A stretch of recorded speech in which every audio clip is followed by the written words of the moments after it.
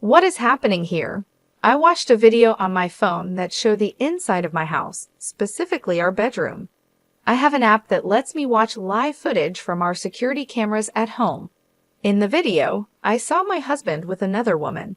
They were too close to each other to just be friends. Then I heard them talking. Are you sure she doesn't suspect anything?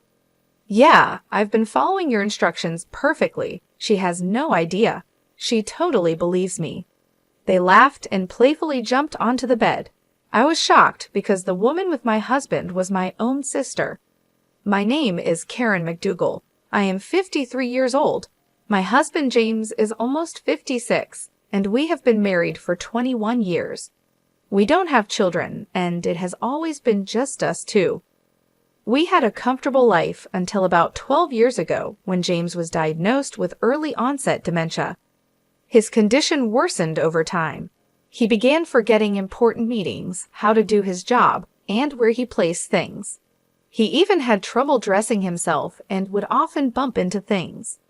Once, he left a kettle on the stove, nearly causing a fire. So James and I sought advice from my sister, Nicole, who runs a care home. She recommended a hospital where James was diagnosed. He had to retire, and now a caregiver from Nicole's facility visits our home twice a week. These days, I am the main earner in our family, working hard every day. One day when Miss Tom, our regular caregiver, visited, Nicole came with her. She said, "How's James doing? He's your husband, and I'm worried too." Since we started using Nicole's facility, she often stops by to check on us. I left for work knowing James was in good hands. My sister Nicole has looked after him like a brother ever since we got married. She always wanted a big brother when we were kids. She was very upset when James was diagnosed with dementia. Although she's busy, she often checks on us, which I really appreciate. Thanks to Nicole and Ms. Tom, I can work peacefully knowing James is safe at home. Without my job, we'd struggle financially, so I'm very grateful to them. However, they can't help on weekends, so I take care of James alone then. I work during the week and care for James on weekends, leaving me no time for myself. I hadn't realized how tired I was, but a nurse at the hospital, who I've known for nearly 12 years, noticed. "Mrs. McDougal, it's tough caring for your husband. You need some time to rest," she told me. I know I can ask Nicole and Ms. Tom for emergency help, but I don't want to trouble them more. By the way, there's a new nurse here from a specialized dementia hospital in Kansas City. She might help you. Look, there she is. I looked where the nurse was pointing, and to my surprise, it was Judy, my best friend from college. We hugged and caught up happily. Judy, who played softball in college and still looked sharp with her neat, short haircut, exclaimed, "Karen, you haven't changed at all." "Neither have you, Judy. I'm so glad to see you," I replied.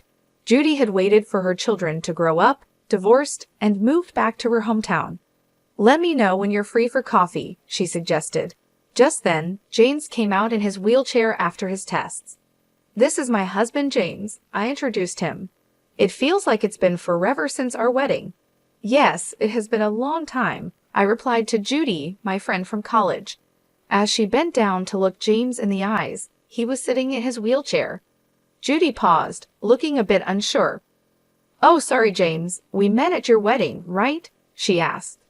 James smiled at her and replied, "Is that so? I'm looking forward to your future care. Thank you in advance." Judy seemed to have a thoughtful look as she observed James. Noticing my confused expression, she stood up smiling. "I've taken care of many patients like your husband, so I might be able to offer some advice. I think I can help, so feel free to ask." "Yeah, I'll definitely rely on you. Thanks, Judy," I said. We said goodbye to each other after that. Over the next few months, I ran into Judy a few times, like when I went to pick up James's medicine or when his health got worse. Each time, Judy looked at me with concern, but I pretended not to notice and just shrugged it off. A few months after reuniting with Judy, James and I went to the hospital together. As James was called in for his checkup, I heard someone call, "Karen." It was Judy, looking serious. Is something wrong? I asked. Your husband James just went in for his examination. Do you have a moment? Judy asked. Sure, I guess, I replied. Judy led me to a counseling room. Karen, how is it taking care of James? Are you managing? Okay, she inquired. Thanks for asking, I said. I shared with Judy about James's recent health and how the constant caregiving was wearing me down. Judy listened intently, seeming concerned about my well-being.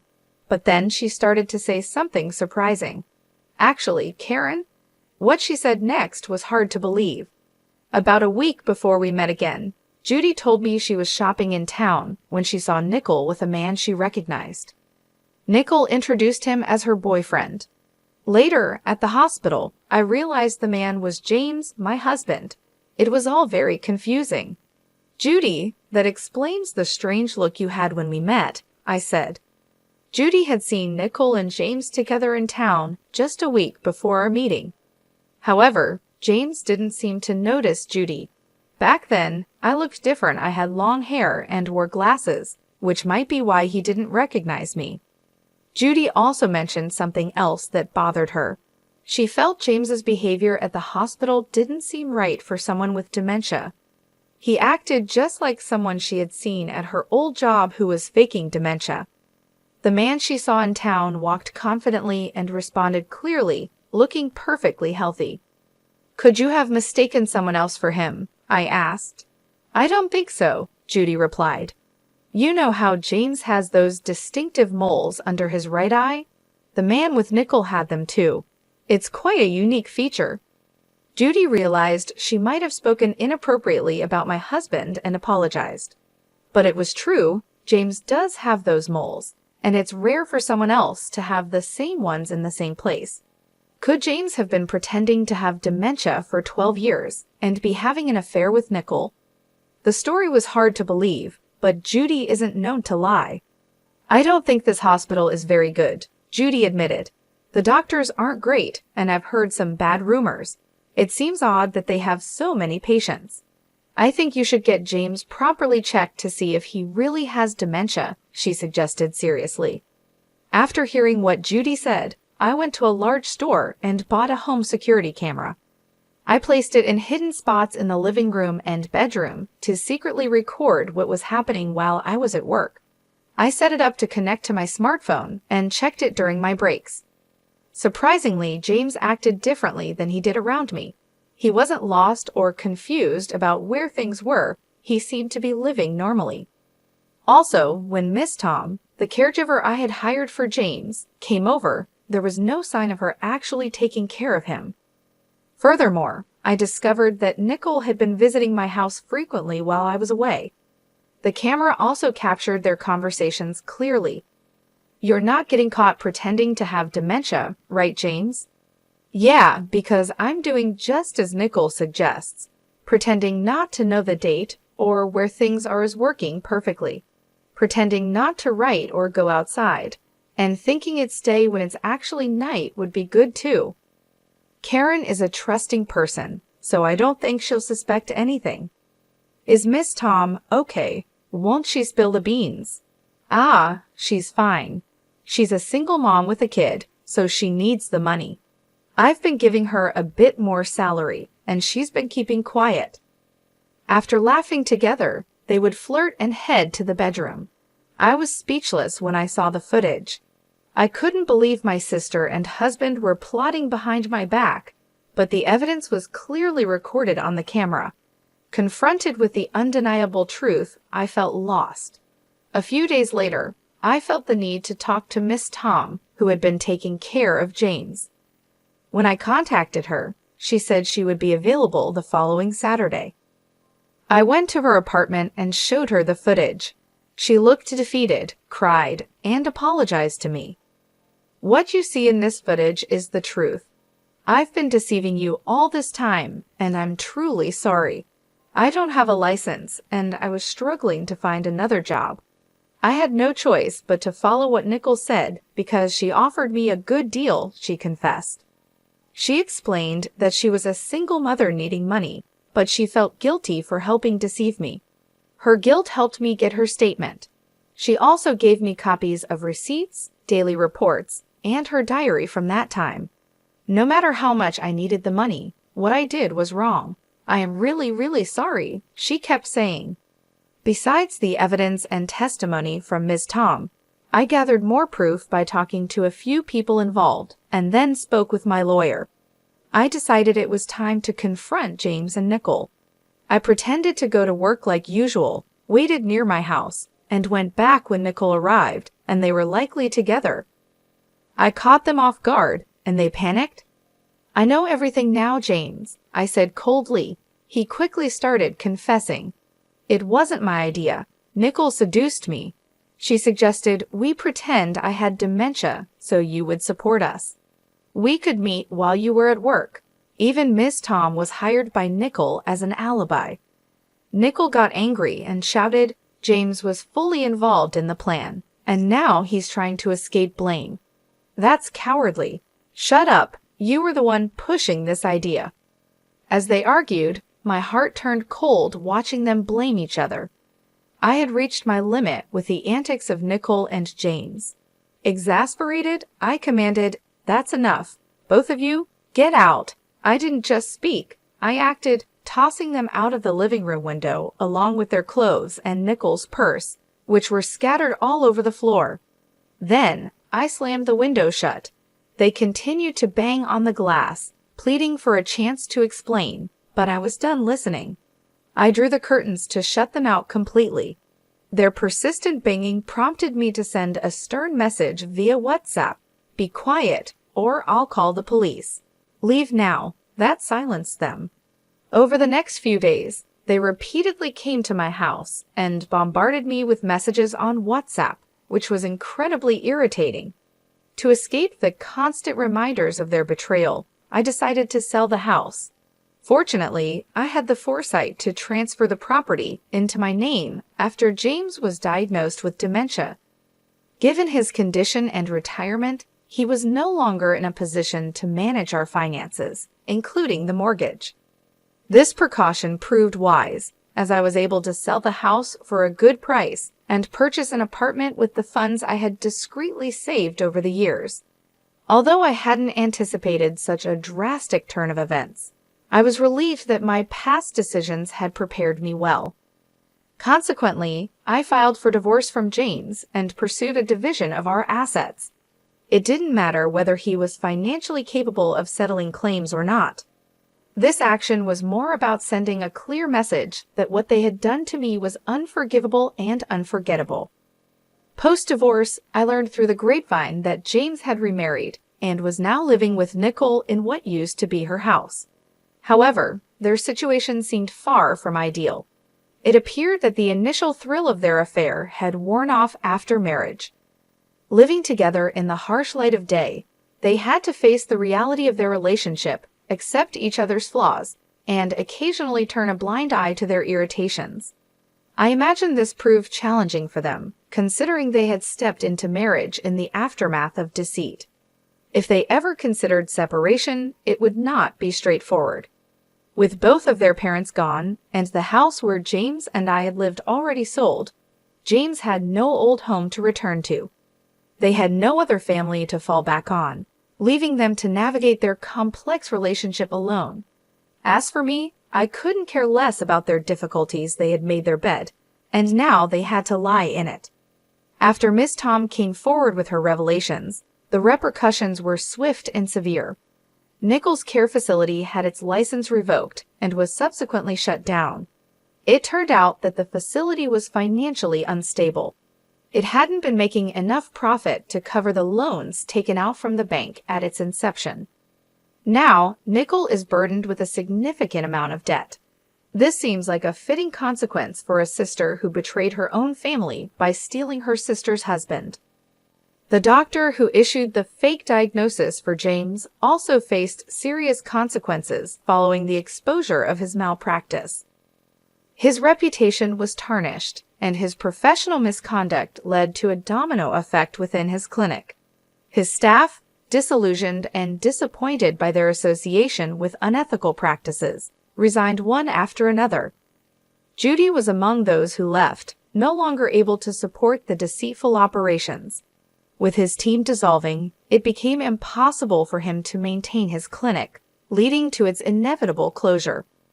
This doctor had been involved in corrupt activities, accepting bribes from disreputable sources to produce false medical reports. He had issued such a report for James, falsely diagnosing him with dementia. In exchange for these reports, he received patient referrals from these unethical collaborators. This explained the influx of patients at his clinic despite his lack of skill and poor reputation.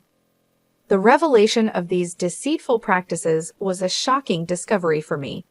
It highlighted just how egregious some medical professionals could be, exploiting their authority and the trust placed in them for personal gain. However, this situation also forced me to confront a painful truth about myself. I had been overly trusting, taking my sister's and the doctor's word at face value without sufficient scrutiny. Judy often pointed out that my kindness and trust in others were excessive, and this ordeal confirmed her observations. This entire experience has been a sobering reminder of the importance of vigilance and the potential consequences of naivety. It has prompted me to reevaluate how I trust and the extent to which I should verify information, especially when it concerns the well-being of my loved ones. As painful as these lessons have been, they have instilled a more cautious approach to trusting others in my future interactions.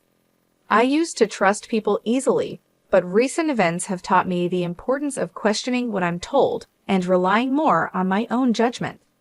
It's a difficult shift, considering my natural inclination to see the best in others, but it's become clear that being too trusting can lead to serious consequences.